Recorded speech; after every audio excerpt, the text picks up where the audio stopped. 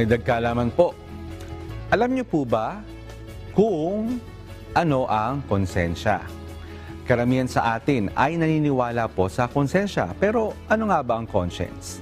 Ang conscience ay tumutukoy sa pagkaunawa ng isang tao na sa pagkaalam kung alin ang tama o mabuti. May pakiramdam siya na dapat siyang kumilos ayon po dito. Dati pa man naniniwala na ang tao sa conscience. Halimbawa nito ay ang paniniwala ng ancient Egyptians na mayroong dictates of the heart o dikta ng puso. May mababasa rin sa Biblia tungkol sa conscience tulad ng naisulat ni Apostol Pedro. Sa larangan ng psychology, pinaniniwalaan din ng conscience at ayon sa mga pag-aaral, nagsisimulang magkaroon ng konsensya ang isang tao sa edad na 3 to 5 years old.